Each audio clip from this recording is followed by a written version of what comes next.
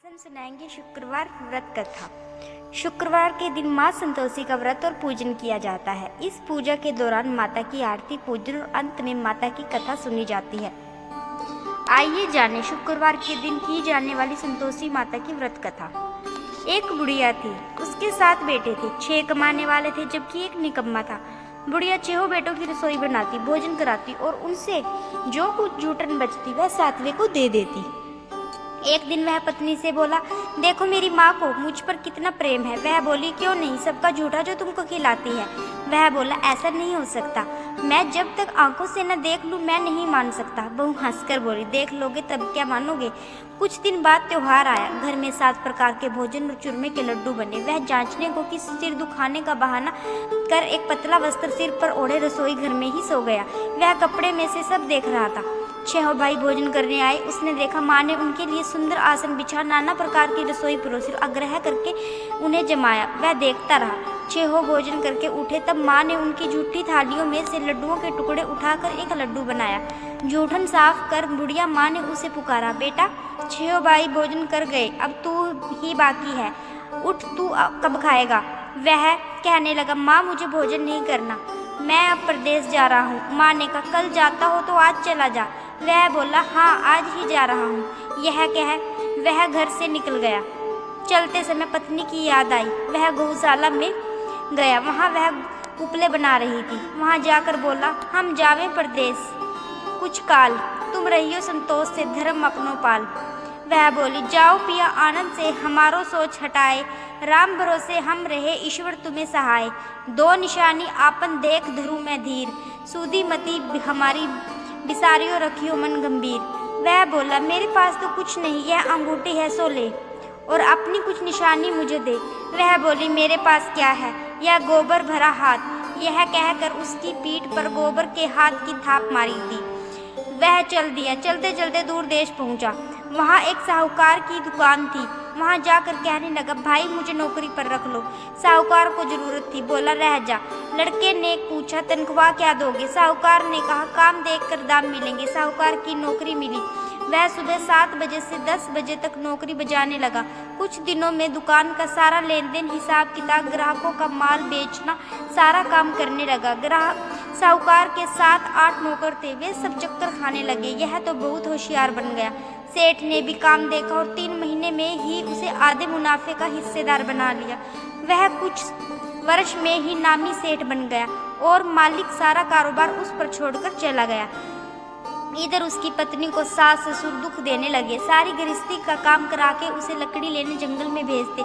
इस बीच घर के आटे से जो भूसी निकलती उसकी रोटी बनाकर रख दी जाती और फूटे नारियल की नारेली में पानी। एक दिन वह लकड़ी लेने जा रही थी। रास्ते में बहुत सी स्त्रियां संतोषी माता का व्रत करती हुई दिखाई दी।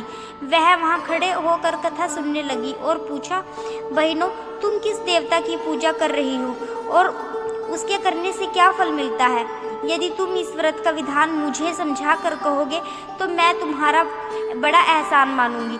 तब उनमें से एक स्त्री बोली, सुनो, यह संतोषी माता का व्रत है। इसके करने से निर्धनता, दरिद्रता का नाश होता है और जो कुछ मन में कामना हो सब संतोषी माता की कृपा से पूरी होती है। तब उसने उससे व्रत की विधि पूछी। वह भक्तनी स्त्री बोली, 1.25 आने का गुड़ चना लेना, इच्छा हो तो 5.25 आने का लेना, यह 1.25 रुपये का भी सहूलियत के अनुसार लाना। बिना परेशानी और श्रद्धा व प्रेम से जितना भी बन पड़े सवाया लेना। प्रत्येक शुक्रवार को निराहार रह कर कथा सुनना। इसके बीच कर्म टूटे नहीं, लगातार नियम पालन करना। सुनने वाला कोई न मिले तो घी का दीपक जला उसके आगे या जल के पात्र को सामने रख कर कथा कहना। जब कार्य सिद्ध न हो नियम का पालन करना और कार्य सिद्ध हो जाने पर व्रत का उद्यापन करना। यदि किसी के ग्रह खोटे भी हों तो भी माता वर्ष भर में कार्य सिद्ध करती है। फल सिद्ध होने पर उद्यापन करना चाहिए, बीच में नहीं। उद्यापन में 2.5 सेर आटे का खाजा तथा इसी परिणाम से खीर तथा चने का साग करना। 8 लड़कों को भोजन कराना। जहाँ तक मिले देवर जेठ भाई बंधु के हों, न मिले तो रिश्तेदारों और आस पड़ोस को बुला लेना, उन्हें भोजन करा। यथाशक्ति दक्षिणा दे माता का नियम पूरा करना। उस दिन घर में खटाई न खाना। यह सुन बुढ़िया के लड़के की बहू चल दी।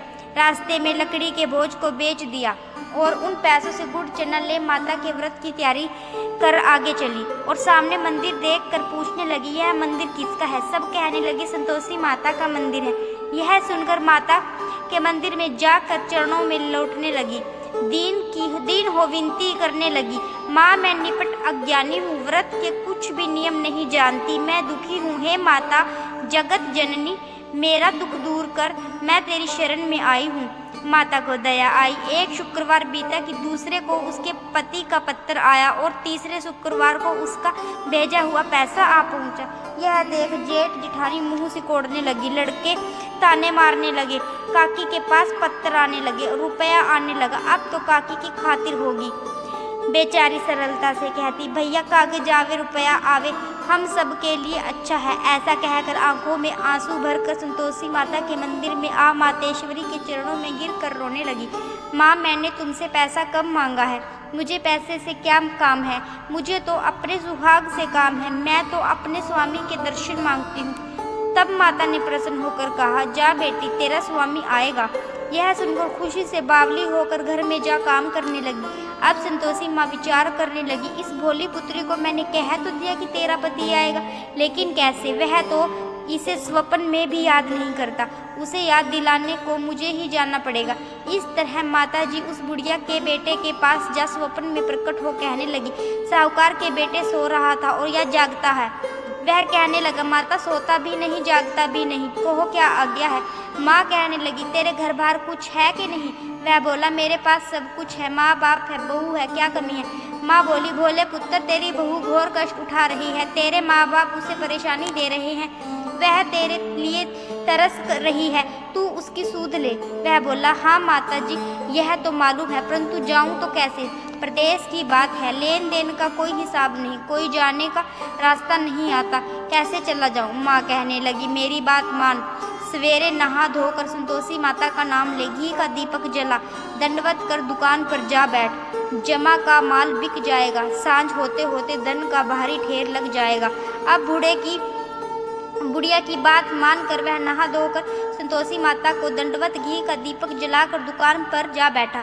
थोड़ी देर में देने वाले रुपया लाने लगे, लेने वाले हिसाब लेने लगे। कोठे में भरे सामान के खरीदार नकद दाम दे सौदा करने लगे। शाम तक धन का भारी ढेर लग गया। मन में माता का नाम ले चमत्कार देख प्रसन्न हो घर ले जाने के वास्ते गहना कपड़ा सामान खरीदने लगा। यहाँ काम से निपट तुरंत घर को रवाना हुआ। उधर उसकी पत्नी जंगल में लकड़ी लेने जाती है। लौटते वक्त माता जी के मंदिर में विश्राम करती। वह तो उसके प्रतिदिन रुकने का जो स्थान ठहरा। धूल उड़ती देख वह माता से पूछती है, हे माता यह धूल कैसे उड़ रही है? माता कहती है, हे पुत्री तेरा पति आ रहा है, अब तू ऐसा कर लकड़ियों के 3 बोझ बना ले, एक नदी के किनारे रख, दूसरा मेरे मंदिर पर व तीसरा अपने सिर पर। तेरे पति को लकड़ियों का गट्ठर देख मोह पैदा होगा, वह यहाँ रुकेगा, नाश्ता पानी खाकर माँ से मिलने जाएगा। अब तू लकड़ियों का बोझ उठा कर जाना और चौक में गट्ठर डालकर जोर से आवाज़ लगाना, लो सासू जी लकड़ियों का गट्ठर लो, भूसी की रोटी दो, नारियल के खोपड़े में पानी दो, आज मेहमान कौन आया है? माता जी से बहुत अच्छा कहकर वह प्रसन्न मन से लकड़ियों के 3 गट्ठर बनाई, एक नदी के किनारे पर और एक माता जी के मंदिर पर रख दिया। सूखी लकड़ी देख उसकी इच्छा उत्पन्न हुई कि हम यहीं पर विश्राम करें।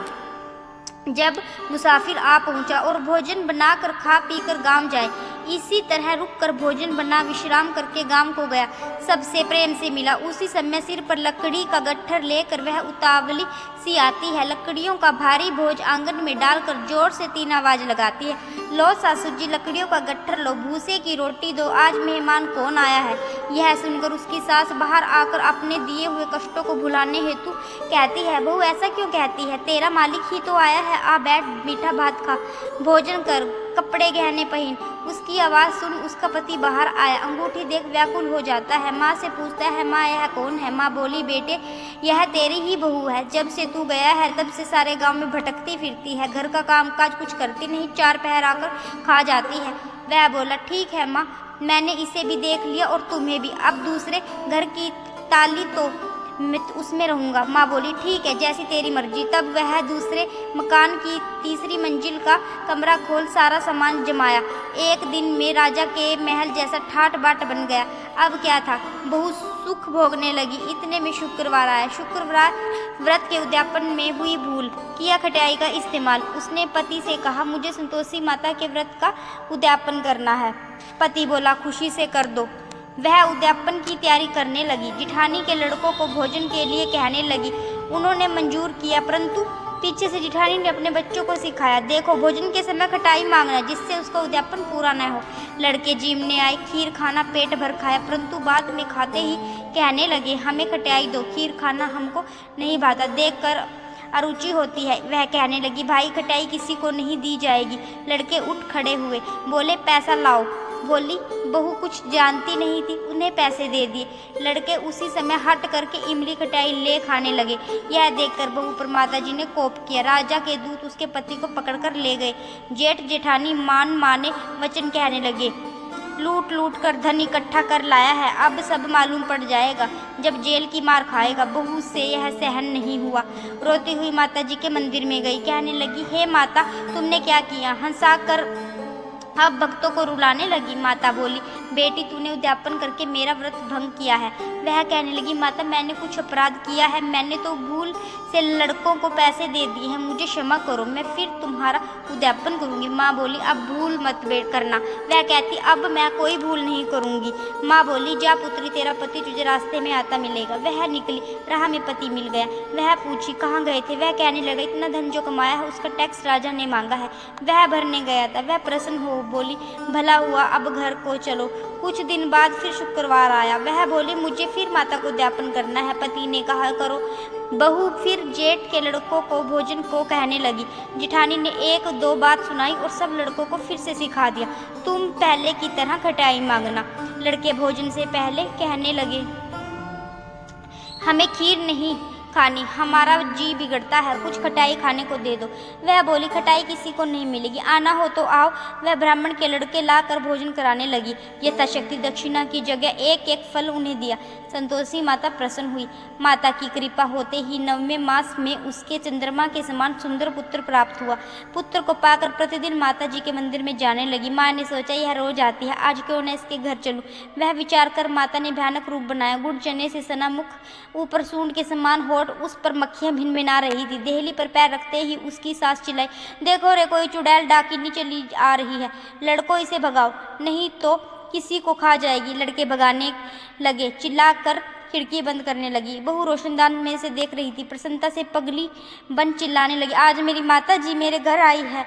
वह बच्चे को दूध पीने से हटाती है। इतने में सास का क्रोध फट पड़ा। वह बोली, क्या उतावली हो रही है? बच्चे को पटक दिया। इतने में माँ के प्रताप से लड़के ही लड़के नजर आने लगे। वह बोली, माँ, मैं जिसका व्रत करती हूँ वह संतोषी माता है। सबने माता जी के चरण पकड़ लिए और विनती कर कहने लगे, हे माता, हम मूर्ख हैं, अज्ञानी हैं, तुम्हारे व्रत की विधि हम नहीं जानते, व्रत भंग कर हमने बड़ा अपराध किया है, जग माता आप हमारा अपराध क्षमा करो।